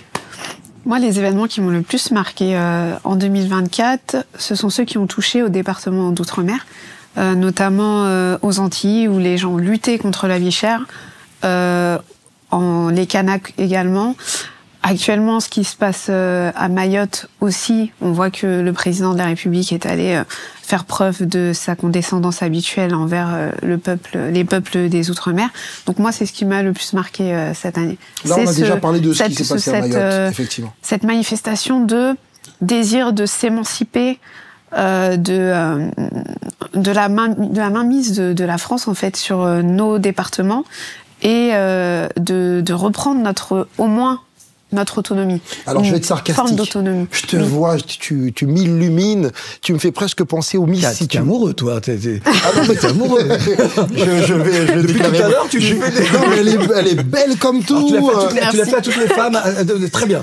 J'essaie d'être élégant et voilà, gentleman. Et effectivement, ça me renvoie sur cette Miss. Tu m'as parlé des Antilles, le Narprac. Ouais. Aujourd'hui, on a une Miss 2024, Miss Martinique, pour la première fois de son histoire. Je vais être sarcastique là. Attention, je vais être sarcastique. Est-ce que la Martinique, la Guadeloupe ne devraient pas être contents? Maintenant, ils ont une Miss France. Non, mais... Ils sont français. Là, on a déclaré que vos femmes sont belles. C'est bon. Allez, rentrez chez vous. C'est bon. Mais les Martiniquais ne sont pas bêtes. C'est-à-dire que oui, ils peuvent être contents. On est content que Miss Martinique soit élue. Elle est très belle, elle le méritait. Mais c'est pas ça qui va faire oublier aux Martiniquais la vie chère, aux Martiniquais, aux Guadeloupéens, aux Guyanais, à tous ceux qui subissent tout ça. On va pas oublier. Je veux dire, je pense pas que ce soit le but. Si c'était le but, c'est très bête. Tu penses ou pas que ce soit le but? C'est très bête. Je suis pas sûr qu'ils soient d'accord avec toi. C'est vraiment prendre les gens pour des imbéciles. On l'est pas. Ouais, c'est ça. On l'est pas. On a beaucoup évolué, donc ça ne marche plus. Si tel est le projet, c'est mort. Pour toi, il y a projet. Il y a en tout cas, on peut se poser la question. Il y a souvent eu, alors pourquoi? Parce que j'ai un peu de recul sur tout ça, il y a souvent eu ce genre de coïncidence. Lorsqu'il y a des colères chez nous, hop, On vous offre ça, à des personnes méritantes, hein, d'ailleurs. Hein. Oui. Moi, je Faut suis pas, là on n'enlève pas la beauté, l'intelligence de cette attention. Miss Martinique. Mais voilà. Et puis en plus, une élection de Miss, moi je suis désolé, moi je suis contre ce genre d'élection parce que je trouve que tout ça me paraît, moi, d'un autre temps, des hommes, on est là en train de juger une femme, tous les mecs sont là devant la télévision en train de reluquer les fesses des femmes et de reluquer leur corps, parce que c'est bien ça qu'on juge au départ, on juge un physique. Simplement, alors on leur demande de parler un peu, on leur a fait apprendre un texte. Alors c'est des femmes intelligentes aujourd'hui, c'est plus les Miss des années 50 ou des années 40. Hein. Donc là, elles disent ce qu'elles ont à dire. C'est quand même très cadré, mais je trouve que tout ça est. Les misters existent aussi, hein, les misters. Ah ouais, tu penses que ça a le même retentissement ? Non. Pourquoi ? Parce qu'encore une fois, on est dans des sociétés où ce sont les hommes qui décident. Tu en penses quoi ? Moi, j'entends ce propos de plus en plus. C'est vrai que si je m'en tiens à mon désir, j'aime bien regarder Miss France. J'ai toujours aimé regarder. C'est pas le problème, voilà, c'est une distraction, c'est un divertissement pour moi. Ouais. Mais j'entends ce point de vue, c'est-à-dire que, en fait, oui, aujourd'hui, juger les femmes uniquement sur leur physique, les mettre en concurrence les unes avec les autres, ça nous dessert en tant que femmes. Mais c'est vrai que la distraction est. Ouais. Pourquoi pas ? C'est un show télévisé. C'est un show télévisé. Pourtant, il y avait un jury exclusivement féminin cette année. Pour contrebalancer à tout ce qu'on est en train de dire jusqu'à présent, il y avait un jury 100% féminin. On peut faire la même chose sur des trucs très politiques. Je peux très bien dire, bon alors attends, sur les histoires ils veulent leur autonomie, d'accord. Trouvez-moi 3 ou 4 originaires de ces régions-là, vous les mettez devant, et ils vont discuter entre eux. C'est exactement ce qui s'est passé à un moment donné en Martinique sur l'histoire de la vie chère. C'est-à-dire qu'à un moment donné, lorsque vous avez des plaintes contre Rodrigue Petitot, lorsque vous avez les maires qui portent plainte contre lui, que se passe-t-il ? Le préfet de la Martinique retire sa plainte. On vous renvoie les uns face aux autres. C'est tactique. Et c'est entre vous. Tu dis c'est tactique ? Oui, c'est tactique, c'est stratégique, c'est intelligent en soi. Et après, vu qu'on ne voit pas la supercherie, on tombe dedans. Et en plus, on peut faire un lien avec Miss Martinique et se demander, enfin Miss France, comment allons-nous faire pour nourrir Miss France ? Puisque ça coûte tellement cher en Martinique de s'alimenter. Comment on va faire ? Moi, j'aimerais leur poser cette question. Ne commence pas. Silis, ne commence pas. Oui, c'est vrai, doucement. Vas-y, doucement. En tout cas, bravo à elle, parce que c'est une victoire qui rend fière les gens. C'est sûr. Les Martiniquais, pas seulement. Mais c'est pas ce qui fera Et puis nous, Guadeloupéens, nous en avions assez de toujours remporter Miss France. Oh. Donc, c'est un fait. Donc voilà. Je suis d'accord avec lui. C'est la région de France qui a le plus de Miss. Ah. C'est pas le Nord-Pas-de-Calais ? On s'en fiche. Voilà. Je parle de la Guadeloupe. Très bien. Toi, Jean, si on pouvait parler d'événements 2024 qui t'ont marqué et qui auront un retentissement pour 2025 selon toi, c'est quoi ? C'est le premier qui te vient en tête ? Le premier qui me vient en tête, au départ, ça a commencé, c'est avec, j'ai envie de dire, l'indépendance du Mali. Ah, on vient d'en parler juste avant l'équipe d'avant, mais vas-y, je t'ai... D'ailleurs, j'avais fait une petite vidéo là-dessus où j'avais annoncé que le Mali allait créer sa monnaie. Donc je suis très content de ça d'ailleurs, parce que j'avais senti venir un peu le truc, et je trouve que c'est une très très bonne chose que les pays d'Afrique réalisent qu'il est temps de prendre son destin en main. Donc ça c'est très très important, et puis bien sûr l'émergence de l'AES. Je crois que vous en avez déjà parlé. Bien sûr. Et puis, il y a quelqu'un que je trouve particulièrement brillant. C'est il est colonel, ou enfin, je sais plus, Ibrahim Traoré. Voilà. Burkina. Je trouve qu'il est particulièrement intéressant parce que il a une approche qui est vraiment très simple et à la fois très réfléchie. Et il y va de manière très méthodique. Il n'y a pas d'emballement. C'est-à-dire qu'il fait pas de désordre, etc. C'est très structuré dans sa démarche. Il sait exactement là où il veut aller. Et je trouve que c'est très, très encourageant pour nous, pour la communauté. L'idée de la monnaie, c'est intéressant, hein. Oui. Mais il faut toujours qu'elle soit, elle aille de pair avec une industrialisation. Et on en parlait tout à l'heure sur le plateau précédent, mais quel modèle d'industrialisation souhaitons-nous pour nos pays ? Est-ce que c'est détruire la planète comme les Occidentaux et les Asiatiques l'ont fait et le font encore et à outrance, ou même la France qu'elle a voulu faire, je pense à la Guyane avec la Montagne d'Or, cette envie pour l'or justement, mais de détruire un site important, un site archéologique, un site où la biodiversité diversité est très présente. Voilà, mais la monnaie, l'industrialisation, pour moi, ça va avec. Et puis peut-être aussi, il va falloir que d'autres pays du monde, on en parle avec les BRICS, mais réfléchissent à un autre modèle de développement, un autre modèle, d'autres systèmes monétaires, une autre façon de se penser, nous, dans notre environnement. Voilà. Et c'est pas de dire on puise, on détruit pour fabriquer du virtuel, donc de l'argent. Ouais. Je te rejoins parfaitement parce que, en gros, il faut sortir du modèle occidental. C'est-à-dire que tout à l'heure, je parlais du psychisme, etc. C'est que on nous conditionne à refaire ce qui a déjà été fait, et en plus on va refaire, mais on va refaire très mal. Et il existe beaucoup d'intellectuels parmi nous tous. Il y a des gens qui sont très très brillants. Il faut juste leur permettre de pouvoir mettre en valeur ces compétences et cette intelligence. Et donc il faut un modèle africain, il faut un autre modèle. Ça c'est sûr et certain. Exactement. Là, je voulais passer à autre chose. Je voulais continuer, mais on parlait de la Miss, de positionner effectivement des grands événements comme ça. Il y a eu un autre événement qui a été la Journée mondiale des Afro-descendants et de la culture africaine. Oui, tu t'étais pas au courant. Il me semble que c'est la 4e ou la 5e année, si je me trompe pas. Je vais relire mes notes, je vous le dirai. Vous en pensez quoi? Ça, c'est encore un leurre. On nous met encore des choses comme ça pour nous satisfaire, pour qu'on puisse danser et que derrière il y a rien qui change. Alors, je vais te répondre. Le 22 mai. Le 22 mai 2022, nous avons à Lomé, avec l'Union africaine, fait le lancement du 9e congrès panafricain. Oui. Et il aura lieu, donc, ce congrès-là, à la fin de l'année 2025. C'est important parce que c'est nous qui réfléchissons avec des dirigeants du continent. Alors, je sais que certains de mes amis panafricanistes me disaient « Oui, mais pourquoi avec un tel? Oui, mais il y aura tel pays, mais il y aura tel pays, et on n'est pas d'accord avec ce pays-là. » Je leur dis « Écoutez, lorsqu'il commence à y avoir une prise de conscience chez celles et ceux qui dirigent, qui gouvernent, c'est vraiment important, même si on a pu leur reprocher des politiques avant, s'ils comprennent et ils sont sur un meilleur chemin, il n'y a pas de raison de... Ok, allons-y. Ce qui ne dédouane pas de ce qui a été commis. On pourra revenir à... Mais en tout cas, on est en train d'avancer ensemble. C'est des gens qui réfléchissent autrement et pour leur population. Donc moi, je trouve ça plutôt intéressant. Depuis une vingtaine d'années, je plaide pour que l'Afrique instaure une journée africaine et internationale à la mémoire des millions d'Africains déportés et des victimes de la colonisation et de la migration.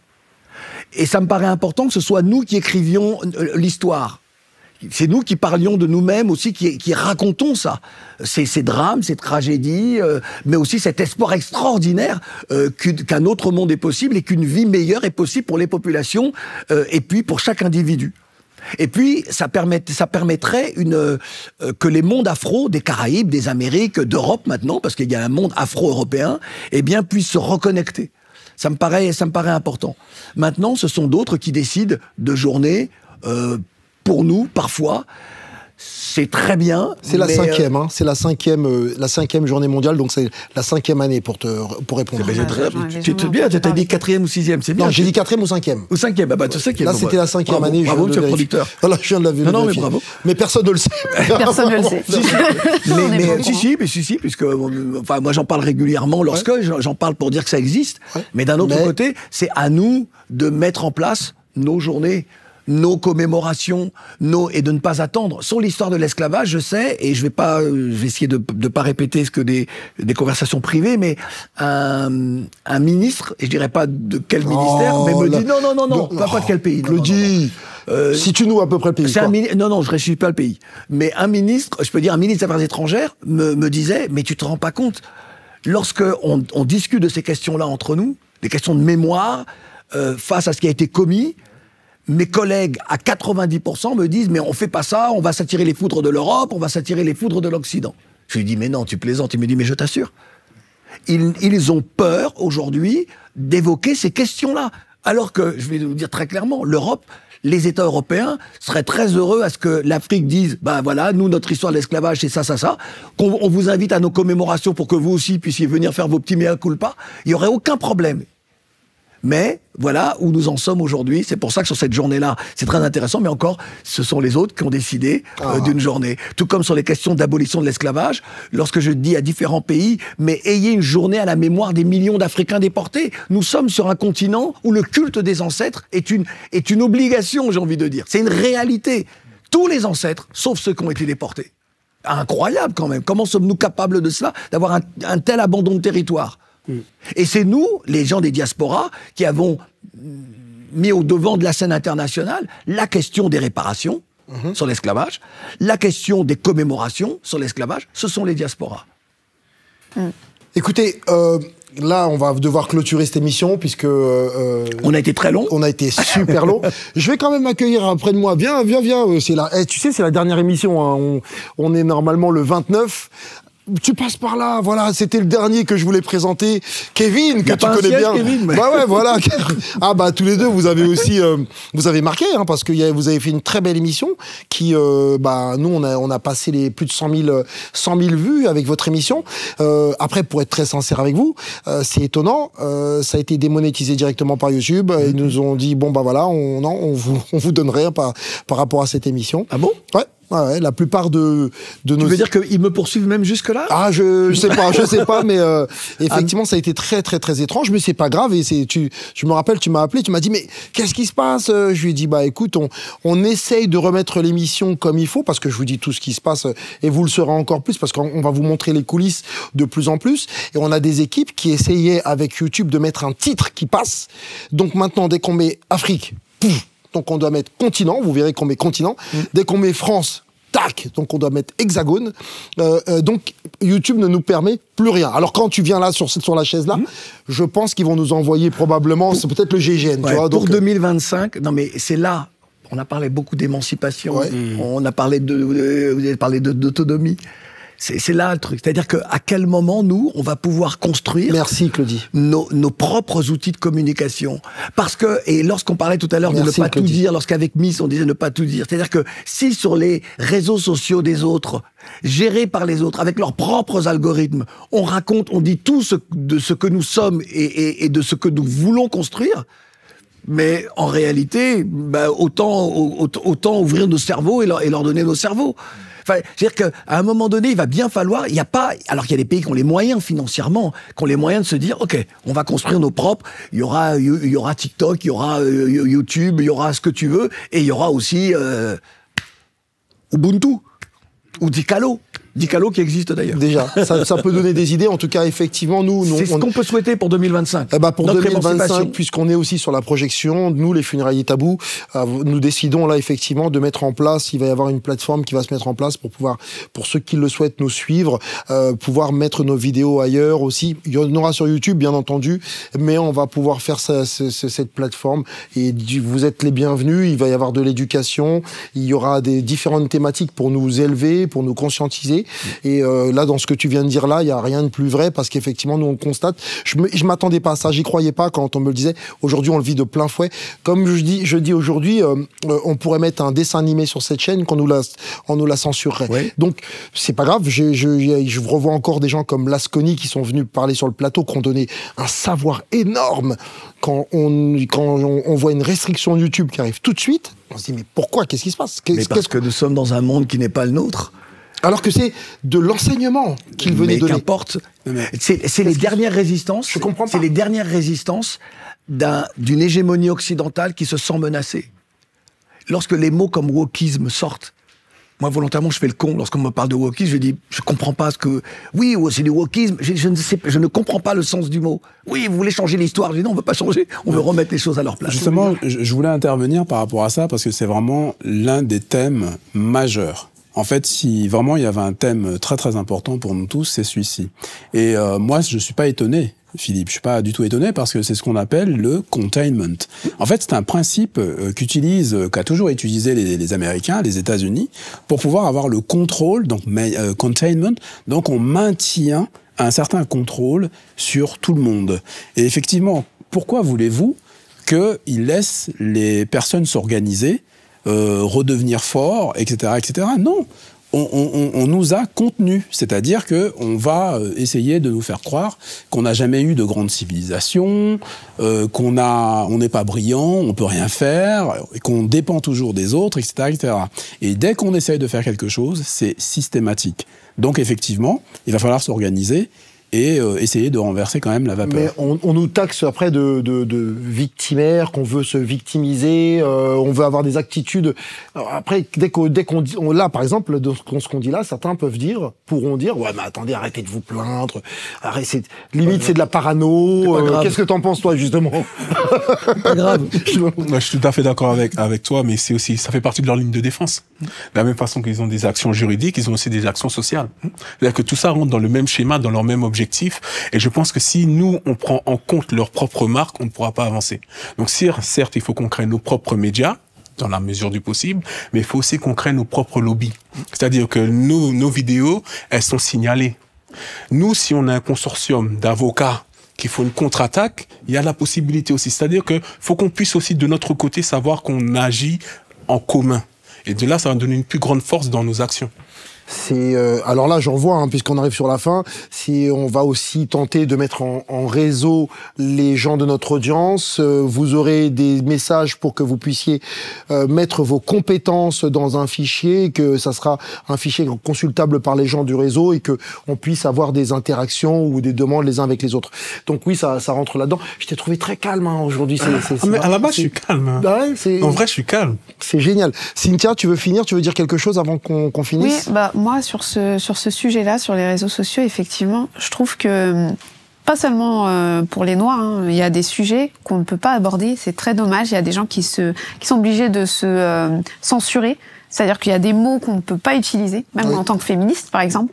Il y a des mots qu'on ne peut pas utiliser, on ne peut pas dire les choses vraies parce qu'il y a des algorithmes, des robots qui décident que ce mot-là, il convient pas, que le mot racisme, il convient pas, je veux dire, on n'a pas une liberté totale d'expression sur ces réseaux sociaux, donc je suis d'accord sur le fait qu'il faudrait peut-être penser à créer des choses qui iraient dans un sens qui va vers plus de liberté d'expression.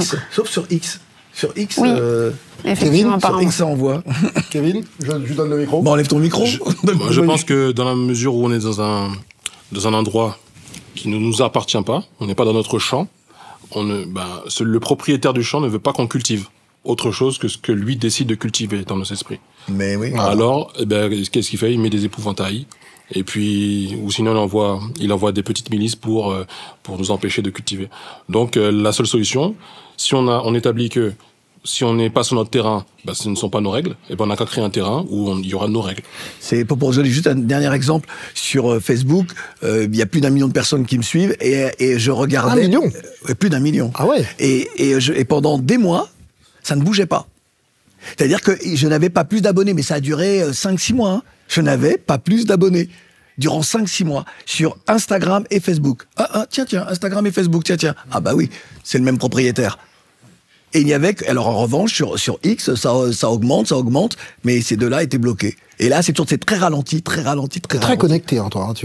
Paraît-il. Limite, t'es un community manager. C'est ce que me disent me disent mes filles, et c'est ce que tu me dis aussi. Ah ouais, mais on va t'embaucher dans l'équipe, si tu veux bien. On a besoin de community manager. J'ai trop de boulot. D'autant qu'avec toi aussi, alors je voudrais vraiment te dire merci à toute l'équipe, parce que il y a des collaborations qui ont commencé entre nous. Absolument. Grâce donc aux 2 chaînes que l'on m'a confiées, 2 chaînes de télévision, une chaîne magazine, New World Mix et New World Music. Ouais. Et avec toi, nous collaborons puisque tu es le producteur exécutif de 2 de ces programmes-là. Et voilà, c'est comme ça aussi qu'on écrit notre propre narratif et dans tous les domaines. Écoute, un grand merci et je suis fier de cela. Et pour finaliser, j'ai envie de vous dire que je suis vraiment fier de vous avoir tous eu et tous encore à nos côtés. L'année 2025 s'annonce très riche en actualité, mais aussi en action, parce qu'il est temps aujourd'hui qu'on passe à l'action, et même s'il y en a beaucoup qui ont déjà été faites par le passé, mais qui doivent être continuées. Nous, en tout cas, de notre côté, on continuera, quoi qu'il en soit, malgré les obstacles, malgré parfois même des divergences, malgré au sein même, parfois, de nos propres familles. Mais ce n'est pas grave, c'est pas ce qui doit nous empêcher d'avancer. Les funérailles des tabous, comme on l'a déjà dit, c'est nous, mais c'est aussi vous. Et seule chose que je pourrais vous dire, ouais, parce que là c'est vrai que je suis un peu dans l'émotion, parce que j'ai eu tout ça, c'est maintenant une année de fou 2024. Et abonnez-vous, likez, voilà, ça c'est le minimum. N'hésitez pas à participer, que ce soit financièrement, que ce soit aussi par vos compétences. Je revois encore un monsieur dont je tairai le nom, qui était électricien, qui est venu, qui nous a dit je peux aider si vous voulez des gens de l'audience, s'ils ont des problèmes d'électricité. Ça nous a donné des idées de pouvoir mettre en relation des gens. Donc je peux pas tout vous dire là parce qu'on est avec l'équipe et vous verrez que l'équipe, ce n'est pas que 2-3 personnes. Là, on est 15, presque 20. Je remercie les Jody, William, Mathias, Djibril, Mathieu. Oh là là, on est aussi avec Seymour. Il y a des équipes au Maroc, au Togo. Je remercie Daniel aussi du Togo qui nous aide. Il y a Hakim aussi, montage. Oh là là, il y a qui d'autre que je vais pas oublier? Il y en a beaucoup encore. Hein. Lila. Heureusement que je lui ai soufflé. C'est pas vrai. J'ai fait. Non, j'ai pas. Mais moi, j'ai dit, j'ai regardé, j'ai fait Lila. Non, mais mais je me suis dit que tu allais terminer par Lila. Bah ouais, c'est exactement. Franchement, Lila sans qui rien ne pourrait se dérouler normalement. Tout le monde la contacte, c'est elle qui met tout le monde en. C'est votre maman. Ouais, voilà, c'est la maman du groupe. Et excusez-moi pour ceux que j'ai oubliés, mais de toute façon, on va faire une émission aussi spéciale pour vous montrer les coulisses. Tous ces gens, Licia, community manager, j'en oublie. Il y en a beaucoup. Je crois qu'on est presque peut-être 20, une vingtaine, et c'est des gens qui s'investissent. Donc merci à eux. Donc on finit l'année 2024 en beauté. On se donne rendez-vous en année 2025 pour être encore plus forts tous ensemble. Merci beaucoup. Bravo.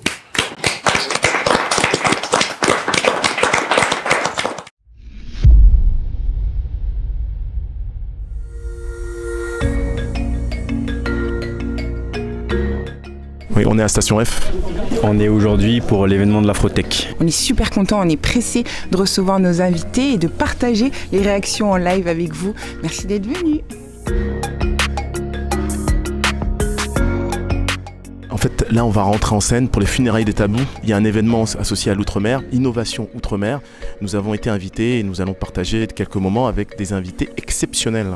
Ouais, et puis c'est la première fois que ça arrive pour les funérailles des tabous, un événement physique, en tout cas Station F. Plus de 100 personnes sont présentes et l'idée aujourd'hui, c'est d'aborder un peu toutes ces questions. Oui, on va parler entrepreneuriat et ambition.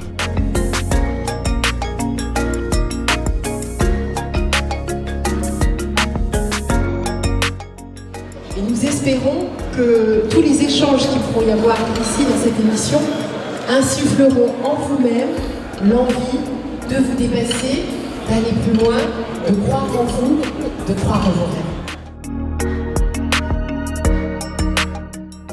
J'ai trouvé ça génial.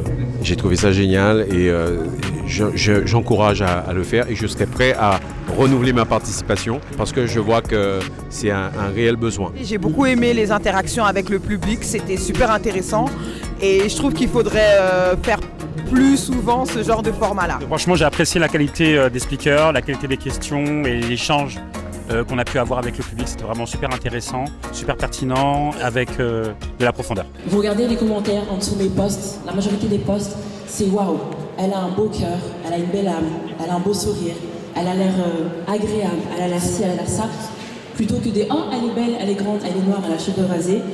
Non. Et ça, c'est ma plus belle fierté, parce qu'au moins, j'ai prouvé au monde qu'en étant soi-même et avec une belle personnalité, du coup, qui veut tout simplement du bien aux gens, et ben, on peut toucher les cœurs du monde entier. Donc voilà. L'émission mérite vraiment sa place, j'ai kiffé, et que tout le monde devrait regarder quelques épisodes pour s'y perdre et apprendre à réfléchir.